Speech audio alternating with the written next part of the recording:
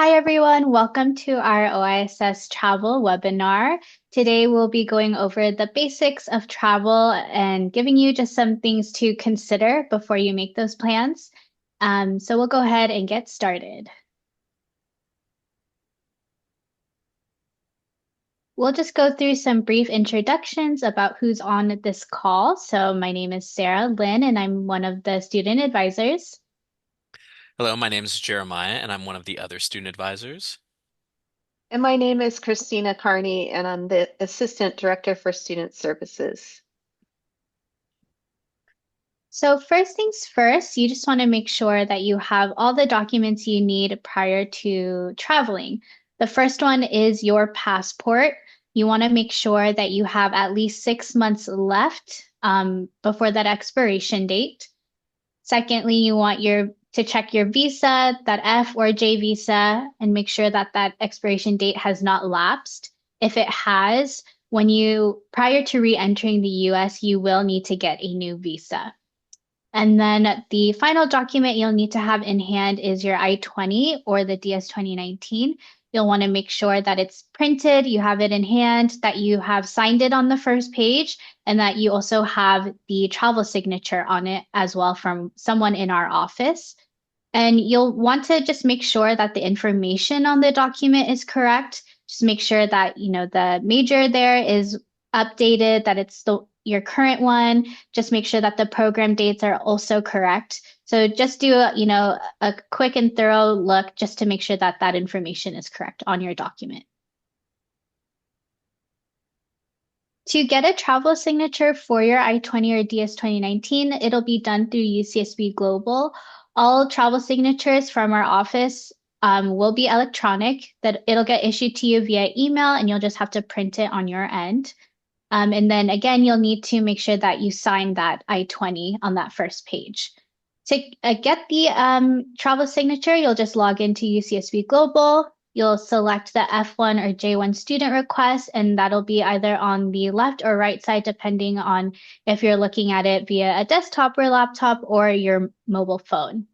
You'll select the travel e-signature or updated I-20 request for the F visa, or you'll select the DS 2019 service request travel signature for the J visa.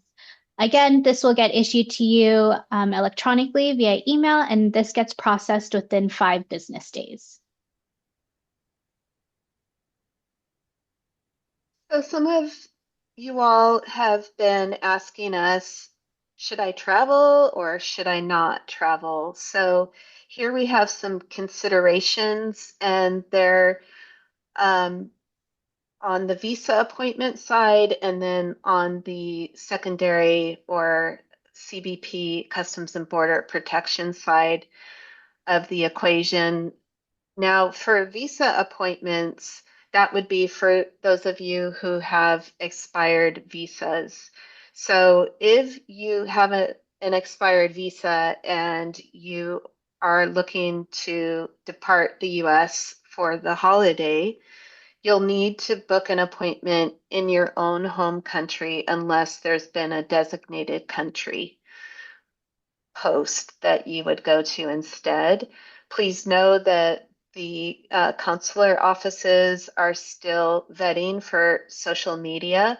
So on the DS 160 application for the visa, you'll need to put all your social media website pages on it and list them all as public. Now, if you have had a brush with the law and you were fingerprinted, this could come up during the visa interview and could be a cause for a denial of a visa. So we don't recommend traveling with this case. Also, if you have a family member that is immigrating, you could be connected by association as one who might also be trying to immigrate, and that could cause a visa denial as well. Now, some of you have sensitive majors and have had to go through administrative processing in the past. So we don't recommend traveling in this case because you will most likely be delayed to come back to winter quarter. Also, keep in mind if you've overstayed on the visa in the past, this could be a cause for a denial right now with the consular offices. And unfortunately, those of you on work authorization, we have learned that this also could be a cause for a visa renewal or denial. If your record has been terminated in the past, it was in March. Some of you had terminated records that ICE did on your SEVIS accounts. All of you were informed, and we were in touch with you personally, one-on-one. So if that didn't happen, then you can ignore this last point. For re-entry at the border with the Customs and Border Protection and secondary inspection, as Sarah mentioned, just make sure your visa is unexpired. And then, of course, if you've had past terminated records, this could be a reason for you all to be sent to secondary inspection. And you might have had to do this in the past already, so be prepared for that. Then sometimes if you have a common name, you can be put through secondary inspection because someone has committed a crime, and so they need to make sure that wasn't you. Also, anecdotally speaking, if you've had multiple leaves of absences coupled with a low cumulative GPA, some of our students have been letting us know that they weren't admitted at the border.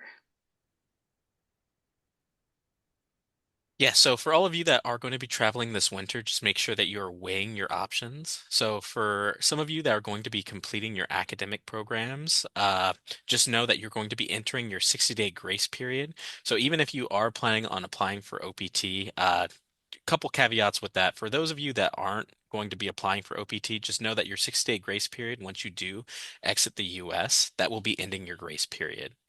And for those of you that are going to be applying for OPT, just know that carrying your EAD card is an added document that you will need to have for travel. So we advise against traveling if you are going to be applying for OPT in that 6-day grace period.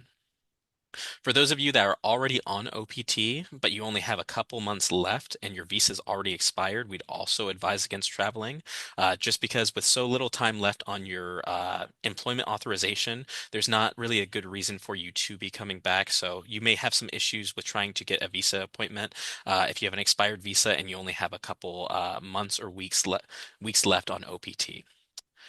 Make sure that you're speaking with family, trusted friends, and any of the advisors here at OISS. If you do have any questions or concerns, we can go ahead and walk you through some of your travel plans.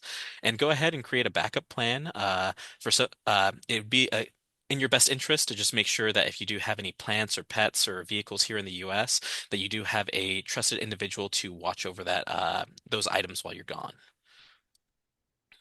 So when you are returning to the US, make sure that you have your I-20 printed and you have that in an accessible location. Keep that if you want, you can keep that with your passport. And then go ahead and any trusted friends or family, go ahead and have their phone numbers memorized or have it on an easily accessible document that you can refer to while you're traveling, just in case you do need to get a hold of anyone. And then once you're back in the US, go ahead and check your I-94 record. We ask that you guys do that just to ensure that you're have been returned to the U.S. in J or F1 status, and then go ahead and check your duration, your admit until date. It should show DS for duration of status in the admit until date section. So as CC mentioned, if any of you do have to go to secondary, just remain calm. It could be for any simple reason. If you have a similar name like John Smith or something that's very, very common, they may just want to go ahead and just double check that you're not an individual that they've been keeping an eye out for. And know that CBP does have the authority to go through your electronic items. So if they do ask for your laptop or your phone, and you do actually have that on your person, just go ahead and comply and provide them with the device. So again, as I mentioned for the emergency contact, go ahead and keep a trusted individual or family member or friend, their phone number on you. That way you can reference them in case you are in an emergency. And if you guys are working with any immigration attorneys, it would be best to have their contact accessible on your person as well. For those of you who would like to get in contact with UCSB after hours, we are going to be providing this recording for you guys. But just know if you do need to get in contact for us, we do have this phone number here, this 805-893-3446. That'll get you connected with the UC Santa Barbara Campus Police Department, which will go ahead and get in contact with OISS, and we can go ahead and work with you in any of the emergencies that you're having. So yes, this brings us towards the end of the presentation. For any of you that do have any questions for us, feel free to email us at oiss.ucsb.edu or come in for drop-in advising. We're open from 10 to 12 and again 1 to 4 p.m. on Monday through Friday. We do have some holiday hours, so the SRB may be closing during the winter break, but we will still be working. We'll still be accessible. So if you do need to call into the office or email us, we will be here for you guys. But we hope that you guys have some safe travel this winter break, and we hope you guys get some relaxation. And we'll see you guys here in winter 2026. But yes, you all have a good one. Bye bye.